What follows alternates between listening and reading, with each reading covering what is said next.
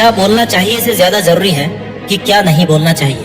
अगर आपने ये सीख लिया कि क्या नहीं बोलना है तो तुम बहुत लोगों से आगे जा सकते हो। Silence is a source of great strength. शांत रहकर अपने काम से काम रखकर आप पूरी दुनिया को जीत सकते हो। जितनी ज्यादा लोगों की आप सुनेंगे ना, उतने ही ज्यादा इन लोगों के झूठे जाल में आप फंसते जाओगे। ध्यान रहे, अधिक बोलकर या बेवजह अनचाही जगह बोलकर मूर्ख बना जा सकता है, महान नहीं। लेकिन सुनकर सीखा भी जा सकता है और महान भी बना जा सकता है। Listen to understand, not to answer.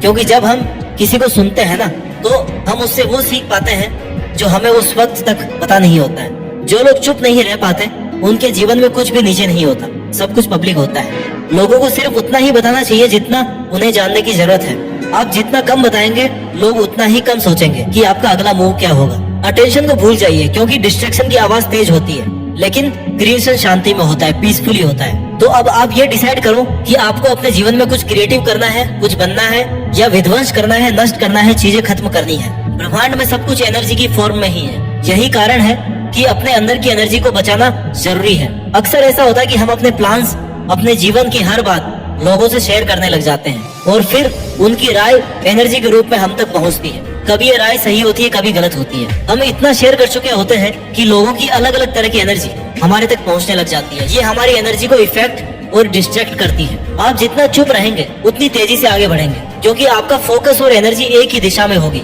हाँ, एडवाइस लेने में कोई बुराई नहीं है, लेकिन इसके लिए आपको ये डिसाइड करना पड़ेगा कि किससे आपको एडवाइस लेना है। सही जगह पर लिमिटेड बोलना ज्यादा जरूरी है। जो ज्यादा बोलता है ना, वो कम फायदे में रहता है, और जो कम बोलता है वो ज्यादा फायदे में रहता है। अच्छा स्पीकर बनने के सभी लोग फायदा बताते हैं, सब आपको अच्छा स्पीकर बनना सिखाएंगे, लेकिन इसका मतलब ये नहीं है कि आप हर वक्त बेवजह किसी के सामने भी कुछ भी बोलते रहें, क्योंकि उससे आपको सामने वाला मूर्ख ही समझेगा। इसलिए मैं आज आपको बताने वाला हूँ कि चुप रहने के कितने फायदे हैं। अब चुप रहने का मतलब ये भी नहीं कि आप बिल्कुल ही नहीं बोलते। चुप रहना मतलब बेवजह नहीं बोलना। जहाँ एक जवाब से काम चल सकता है ना, वहाँ पर बार बार बोलने की जरूरत नहीं है। इससे तुम अपनी एनर्जी बेवजह वेस्ट होने से बचा सकते हो। इसलिए तुम्हें एक अच्छा लिस्नर बनने की कोशिश करनी चाहिए। ध्यान से सामने वालों की बात सुनना भी एक कला है। सुनो ज्यादा और बोलो कम। आप सामने वाले को ध्यान से सुनकर उससे आगे निकल सकते हैं। जितना ज्यादा आप बोलते हैं ना, उतने ज्यादा आप ऑर्डिनरी लगते हैं। सामने वाले के लिए नॉर्मल हो जाता है कि यार ऐसे ही बकबक कर रहा होगा। और जितना आप कम बोलेंगे, उतने आप स्पेशल और समझदार लगोगे। सामने वाला भी सोचेगा कि यार ये बंदा कितना सोच समझकर बोल रहा है। वो अपने आप आपको अटेंशन देगा, आपकी बातों को इम्पोर्टेंस देगा। सब कुछ कहना जरूरी नहीं है, और अगर कुछ जरूरी नहीं है तो वो कहा ही ना जाए ना, तो ज्यादा बेटर है। इसकी प्रैक्टिस होनी चाहिए। दुनिया में सबसे खतरनाक हथियार है आपकी वाणी, आपके शब्द। जो आपने अगर एक बार बोल दिए ना, तो उसके बाद वो ना तो वापस लिए जा सकते हैं और ना मिटाए जा सकते हैं। इसलिए अपने ही शब्दों को खुद की कमजोरी ना बनने दें। कई लोग देखे होंगे आपने, उनके मुंह से कुछ भी निकल रहा होता है, फिर वो बोल रहे होते हैं कि यार भाई गलती हो गई, ऐसे निकल गया मुंह से। भाई ऐसे मत निकालो ना मुंह से। थोड़ा शांत रहना भी सीखो, थोड़ा चुप रहना भी सीखो। अपने शब्दों पर, अपनी वाणी पर कंट्रोल करना सीखो। सही समय पर सही जवाब देना सीखो, क्योंकि अपनी ही वाणी, अपने ही शब्द कई बार अपने लिए नुकसानदायक साबित होते हैं। कई बार फ्लो में तुम्हारे मुंह से ऐसी बातें निकल जाती है जो सामने वाले को नहीं कहनी चाहिए थी। इसलिए कहते हैं कि हमारे वर्ड्स हमारी ताकत के साथ साथ हमारी कमजोरी भी हो सकते हैं, अगर हमें ये नहीं पता कि कहाँ कितना बोलना है। सही समय पर सही इंटेंशन के साथ सही वर्ड्स को यूज करना ही आपको एक सक्सेसफुल इंसान बना सकता है। लेकिन वहीं अगर आप सही समय पर गलत इंटेंशन से गलत शब्दों का इस्तेमाल करते हैं, तो ये आपको और आपकी पर्सनैलिटी को, आपके नाम को खराब कर सकते हैं। आपने बहुत बड़े बड़े नेताओं को स्पीच देते हुए सुना होगा। कुछ पॉलिटिशियन एकदम नकली तुली बात करते हैं, जिससे सुनकर लगता है कि यार बंदे ने क्या गजब बात की है। और किसी किसी को सुनकर कैसा लगता है ना, यार इसका ये रोज का काम है फेंकना, ये ऐसे कुछ उल्टी सीधी बातें बोलता रहता है। आप सिर्फ उसकी बातों की वजह से उसको तवज्जो नहीं देते, आप उसके बारे में कुछ नहीं जानते। आप सिर्फ उसके बकवास करने की वजह से उसको तवज्जो नहीं देते। आप उसके बारे में कुछ नहीं जानते, बस उसकी स्पीच सुन करके ना अपने आप डिसाइड कर लेते हैं कि ये काम का आदमी नहीं है, दम नहीं है इसकी बातों में, क्योंकि उसे खुद नहीं पता कि उसे कब और क्या बोलना है। ये सिर्फ और सिर्फ उनकी बातों का खेल है, उनके बोलने के तरीके का खेल है। उनमें से एक को पता होता है कि कब, कहाँ और कितना बोलना है, और एक को नहीं पता होता है कि कहाँ पर क्या बोलना। वो किसी मुद्दे पर कुछ भी बात बोल देता है और कंट्रोवर्सी खड़ी हो जाती है। इसलिए अगर आपको अपनी पर्सनैलिटी मेंटेन रखनी है, सामने वाले की नजरों में खुद को इम्पोर्टेंट रखना है, तो आपको जरूरत से ज्यादा नहीं बोलना है, कम बोलना है, मीठा बोलना है, सटीक बोलना है, और जितना जरूरी हो उतना ही बोलना है। महात्मा गांधी ने कहा था कि मौन सर्वोत्तम भाषण है। इसका मतलब है silence is the best part of your speech.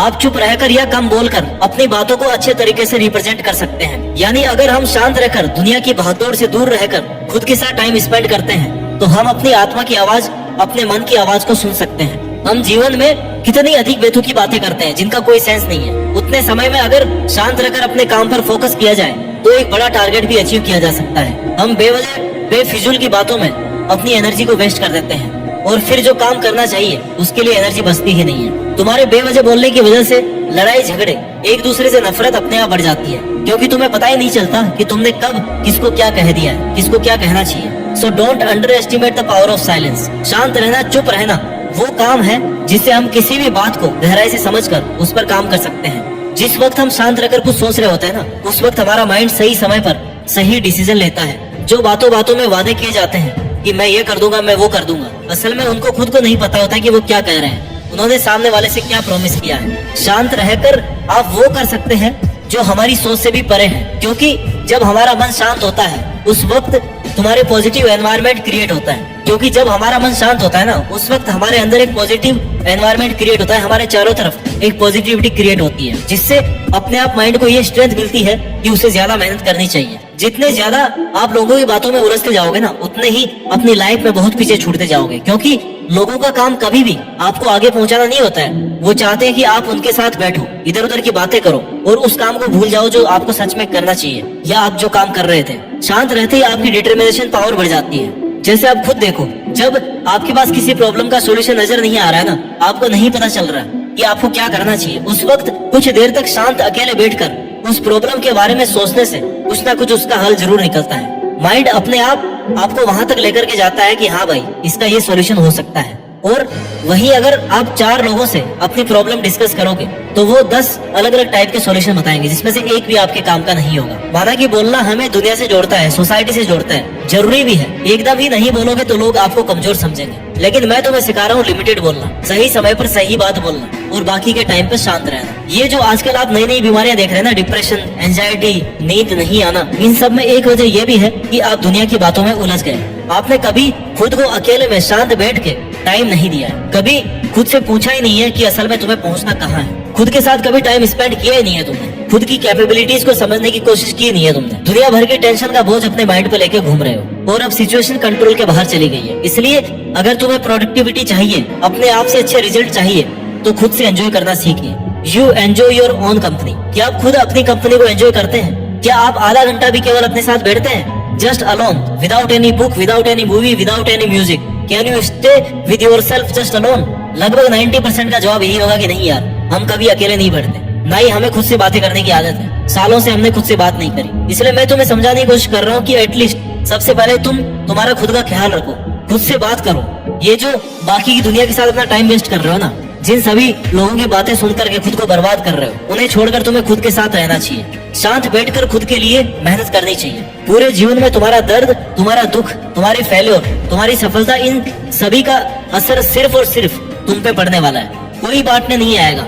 अगर तुम किसी एग्जाम को फाइट नहीं कर पाए ना, तो सिर्फ और सिर्फ तुम्हारा जीवन बर्बाद होगा।